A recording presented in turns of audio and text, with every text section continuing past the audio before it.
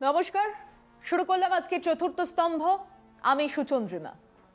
আমাদের সংবিধানের দিকে একবার চেয়ে দেখুন, যে সংবিধানকে মেনেই আমাদের দেশ চালানোর কথা, যে সংবিধান আমাদের স্বাধীনতার ভিত্তি, আমাদের অধিকারের রক্ষা কবচ, সেই সংবিধানের 14 নম্বর আর্টিকেলে পরিষ্কার বলা হচ্ছে, the state shall not deny to any person equality before the law or the equal protection of the laws within the territory of India. মানে খুব পরিষ্কার, আইনের চোখে সবাই সমান, আইন সবাইকে একভাবেই বিচার করবে। আমাদের সংবিধানের আর্টিকেল 15-এ কি বলা আছে একবার দেখুন। The state shall not discriminate against any citizen on grounds only of race, religion, caste, sex and place of birth. বলা হচ্ছে যে রাষ্ট্র জাতি, ধর্ম, লিঙ্গ বা জন্মস্থানের ভিত্তিতে কাউকে আলাদা করতে পারবে না। কিন্তু দেশের স্বরাষ্ট্রমন্ত্রী মহামান্য অমিত শাহ কি বলছেন? নিপীড়িত হিন্দু, শিখ, পার্সিদের অন্য দেশ থেকে এদেশে এলে নাগরিকত্ব দেওয়া হবে। যেটা বলছেন সেটাও জঘন্য মিথ্যে, তা নিয়ে আলোচনা পরে করব। কিন্তু সে সিএ বিল পাস হয়েছে, তাতে সাফ বলা হচ্ছে কেবলমাত্র ধর্মের ভিত্তিতে আমাদের দেশের নাগরিকত্ব দেওয়া হবে, যা সংবিধান বিরোধী। এটা কি উনি জানেন না? প্রধানমন্ত্রী জানেন না? বিজেপির দিগ্গজ নেতারা জানেন না? সবাই সব জানেন। কিন্তু এই বিল পাস করিয়ে দেশের হিন্দু নাগরিকদের কাছে ইঙ্গিত দেওয়া হবে যে এই সরকার হিন্দুদের সরকার, এই রাষ্ট্রকে এক হিন্দু রাষ্ট্র বানানোর আরএসএস এর এজেন্ডা যে সেটাকেই তুলে ধরা হচ্ছে। আচ্ছা, তাহলে অসমে এনআরসি করার দরকার কি ছিল? 19 লক্ষর মধ্যে 14 লক্ষ হিন্দু, এরপর তারা আবেদন করবেন এবং নাগরিকত্ব পাবেন। পড়ে রইল 5 লক্ষ মুসলমান। তা 5 লক্ষ মুসলমান খুঁজতে 1600 কোটি টাকা খরচ হলো। সিটিজেন অ্যামেন্ডমেন্ট বিল পাস হয়েছে, নাগরিক কে হবেন বিজেপির সেই নিয়ে চিন্তা, মোদি, অমিত শাহ সেই নিয়ে মাথা ব্যথা। এদিকে সেই নাগরিক কৃষকের কি হবে, যিনি পেঁয়াজের দাম না পেয়ে আত্মহত্যা করছেন বা করবেন? সেই আদিবাসী নাগরিকের কি হবে, যার জমিন জঙ্গল কেড়ে নেওয়া হয়েছে, সে এখন ভুকানাঙ্গা? তাদের কি হবে? নয়ডার গাড়ি কারখানার শ্রমিকদের কি হবে, যারা হরতাল করছেন? বা রাষ্ট্রায়ত্ত কোম্পানির সেই চাকুরে যার চাকরি চলে গেল? পেটে ভাত নেই, পরনে কাপড় নেই, মাথার উপর ছাদ নেই, সেই লক্ষ লক্ষ নিরন্ন হাগরে কৃষক শ্রমিকদের কি হবে? এই বিল তাদের পেটে ভাত দেবে? পরনে কাপড়, মাথার উপরে ছাদ? সমস্যা পেটের, খাদ্যের, বস্ত্রের, বাসস্থানের। আর সেটা কি মোদিজি, অমিত শাহ নিয়ে চলে যাচ্ছেন রাম মন্দিরে, হিন্দু আর মুসলমানে?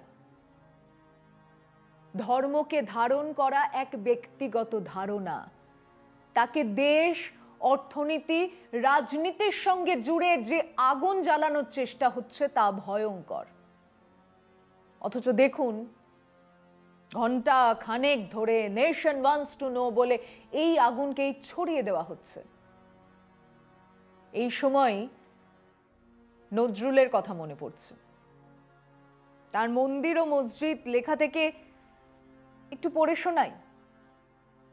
আপনারাও ভালো লাগলে কাজী নজরুলের এই কথাগুলো অন্যদেরকে শোনান। নজরুল লিখছেন, মারো শালা জবনদের, মারো শালা কাফেরদের, আবার হিন্দু মুসলমানি কাণ্ড বাঁধিয়া গিয়াছে। প্রথমে কথা কাটাকাটি, তারপর মাথা ফাটাফাটি আরম্ভ হইয়া গেল। আল্লাহর এবং মা কালীর প্রেস্টিজ রক্ষার জন্য যাহারা এতক্ষণ মাতাল হইয়া চিৎকার করিতেছিল, তাহারাই যখন মার খাইয়া পড়িয়া যাইতে লাগিল, দেখিলাম তখন আর তাহারা আল্লাহ মিয়া বা কালী ঠাকুরানীর নাম লইতেছে না, হিন্দু মুসলমান পাশাপাশি পড়িয়া থাকিয়া এক ভাষায় আর্তনাদ করিতেছে, বাবা গো, মা গো।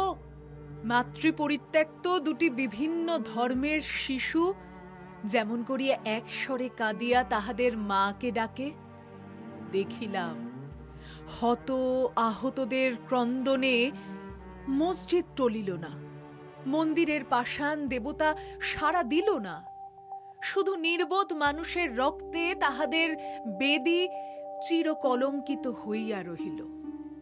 মন্দির মসজিদের ললাটে লেখা এই রক্ত কলঙ্ক রেখা কে মুছিয়া ফেলিবে বীর?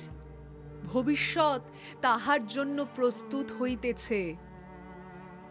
সেই রুদ্র আসিতেছেন, যিনি ধর্ম মাতালদের আড্ডা ওই মন্দির মসজিদ গির্জা ভাঙিয়া সকল মানুষকে এক আকাশের গম্বুজ তলে লইয়া আসিবেন।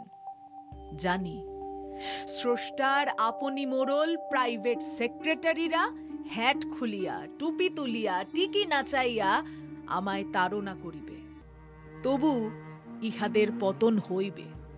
ইহারা ধর্ম মাতাল, ইহারা সত্যের আলো পান করে নাই, শাস্ত্রের অ্যালকোহল পান করিয়াছে। পুসিফুট জনসন মাতালদের বিরুদ্ধে অভিযান করিয়া বহু মার খাইয়াছে। মুহাম্মদকে যাহারা মারিয়াছিল, ঈশা মুসাকে যে সব ধর্ম মাতাল প্রহার করিয়াছিল, তাহাদেরই বংশধর আবার মারিতেছে মানুষকে, ঈশা মুসা মুহাম্মদের মতো মানুষকে। যেসব অবতার পয়গম্বর মানুষের মার হইতে মানুষকে বাঁচাইতে আসিয়া মানুষের মার খাইয়া গেলেন, তাহারা আজ কোথায়? মানুষের কল্যাণের জন্য আসিয়াছিলেন যাহারা, তাহাদেরই মাতাল পশু শিষ্যেরা আজ মানুষের সর্ব অকল্যাণের হেতু হইয়া উঠিল। যিনি সকল মানুষের দেবতা, তিনি আজ মন্দিরের কারাগারে, মসজিদের জিন্দানখানায়, গির্জার গাওলে বন্দী। মোল্লা, পুরুত, পাদ্রী, ভিক্ষু জেল ওয়ার্ডের মতো তাহাকে পাহারা দিতেছে। আজ শয়তান বসিয়াছে স্রষ্টার সিংহাসনে। এক স্থানে দেখিলাম ৪৯ জন ভদ্র অভদ্র হিন্দু মিলিয়া একজন শীর্ণকায় মুসলমান মজুরকে নির্মমভাবে প্রহার করিতেছে। আর এক স্থানে দেখিলাম প্রায় ওই সংখ্যক মুসলমান মিলিয়া একজন দুর্বল হিন্দুকে পশুর মতো মারিতেছে। দুই পশুর হাতে মার খাইতেছে দুর্বল অসহায় মানুষ। ইহারা মানুষকে মারিতেছে যেমন করিয়া বুনো জঙ্গলি বর্বরেরা শূকরকে খোঁচাইয়া মারে। উহাদের মুখের দিকে তাকাইয়া দেখিলাম উহাদের প্রত্যেকের মুখ শয়তানের চেয়েও বিভৎস, শূকরের চেয়েও কুৎসিত। হিংসায় কদর্যতায় উহাদের গাত্রে অনন্ত নরকের দুর্গন্ধ। উহাদের দুই দলেরই নেতা একজন, তাহার আসল নাম শয়তান। সে নাম ভাড়াইয়া কখনো টুপি পরিয়া পর্দারি লাগাইয়া মুসলমানদের খেপাইয়া আসিতেছে, কখনো পরটিকি বাঁধিয়া হিন্দুদের লেলাইয়া দিতেছে। সেই আবার গোরা সিপাই, গোর্খা সিপাই হইয়া হিন্দু মুসলমানদের গুলি মারিতেছে। উহার ল্যাজ সমুদ্র পারে গিয়া ঠেকিয়াছে, উহার মুখ সমুদ্র পারের বুনো বাঁদরের মতো লাল। দেখিলাম আল্লাহর মসজিদ আল্লাহ আসিয়া রক্ষা করিলেন না, মা কালীর মন্দির কালী আসিয়া আগলাইলেন না। মন্দিরের চূড়া ভাঙিল, মসজিদের গম্বুজ টুটিল, আল্লাহর এবং কালীর কোনো সারা শব্দ পাওয়া গেল না। আকাশ হইতে বজ্রাঘাত হইল না মুসলমানদের শিরে, আবাবিলের প্রস্তর বৃষ্টি হইল না হিন্দুদের মাথার উপর। এই গোলমালের মধ্যে কতকগুলি হিন্দু ছেলে আসিয়া গোঁফ দাড়ি কামানো দাঙ্গায় হত খায়রু মিয়াকে হিন্দু মনে করিয়া বল হরি হরি বল বলিয়া শ্মশানে পুরাইতে লইয়া গেল, এবং কতগুলি মুসলমান ছেলে গুলি খাইয়া হত দাড়িওয়ালা সদানন্দ বাবুকে মুসলমান ভাবিয়া লা ইলাহা ইল্লাল্লাহু পড়িতে পড়িতে কবর দিতে লইয়া গেল। মন্দির এবং মসজিদ চির খাইয়া উঠিল।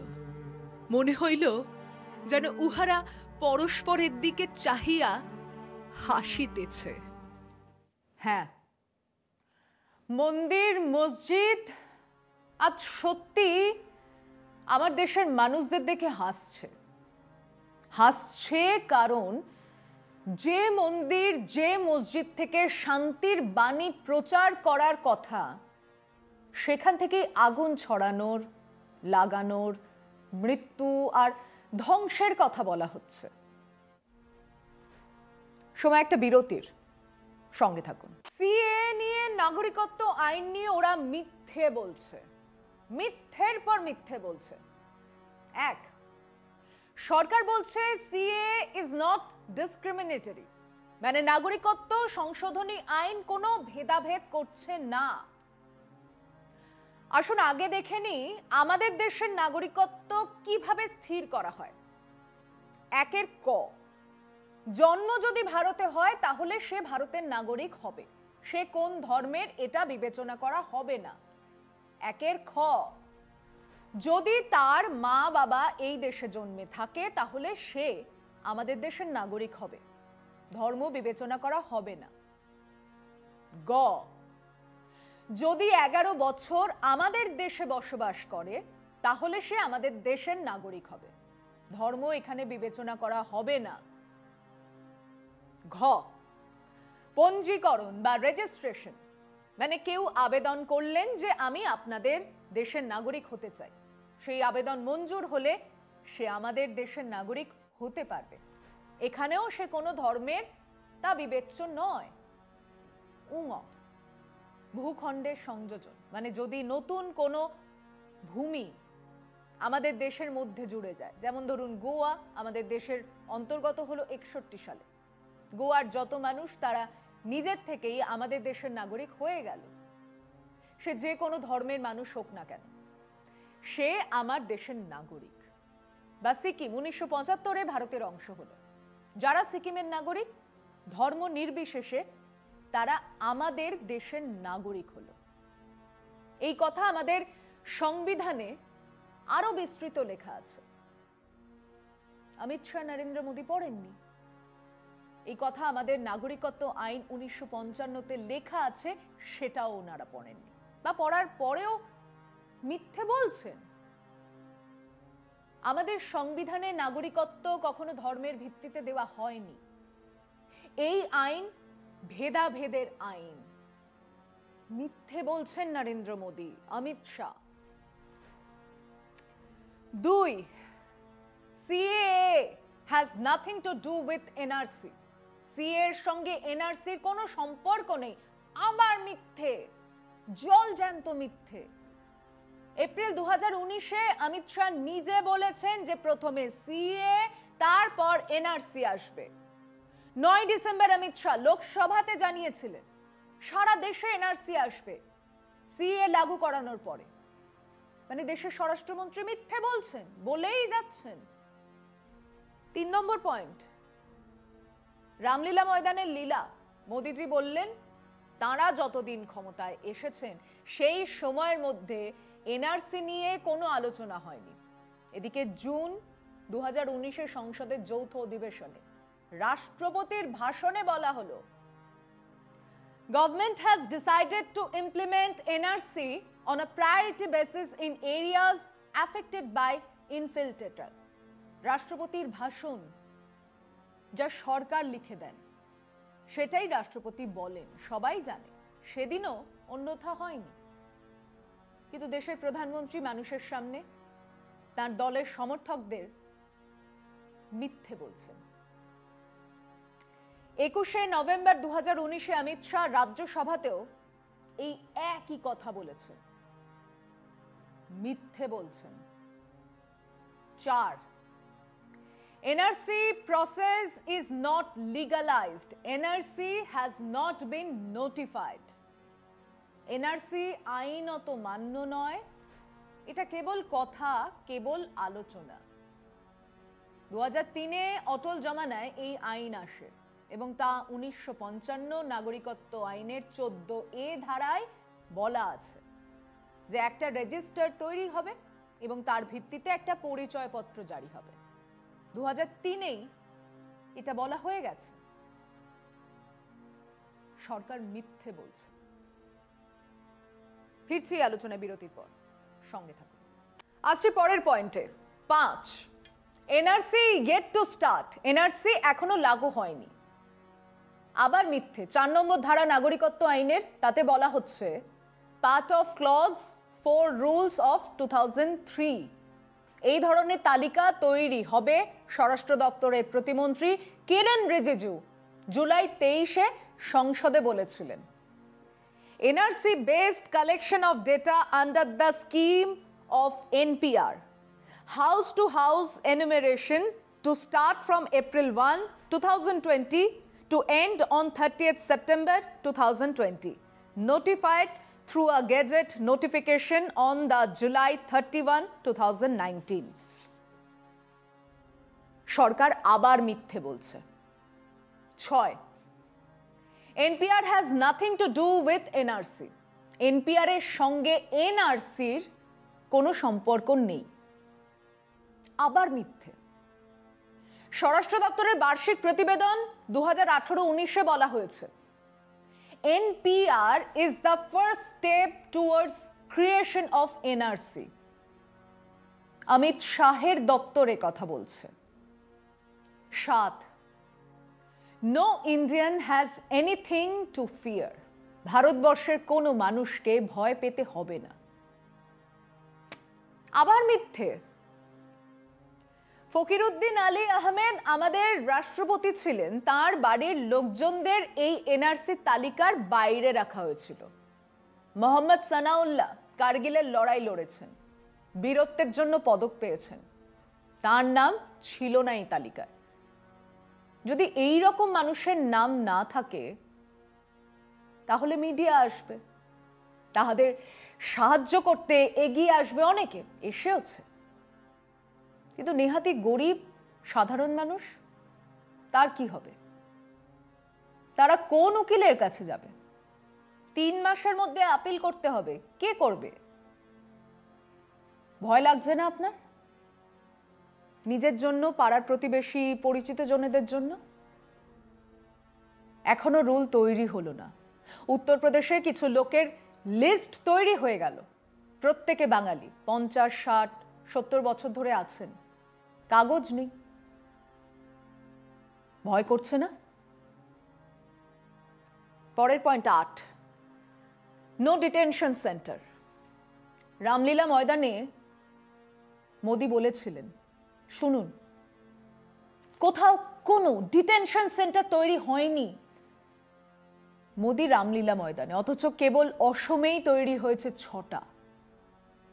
এই মোদি সরকারের টাকাতেও তৈরি হয়েছে। সব জেনে শুনে মিথ্যে বলছেন নরেন্দ্র মোদি। বাজেট বরাদ্দে এ ধরনের ডিটেনশন ক্যাম্পের জন্য টাকা রাখা হয়েছে।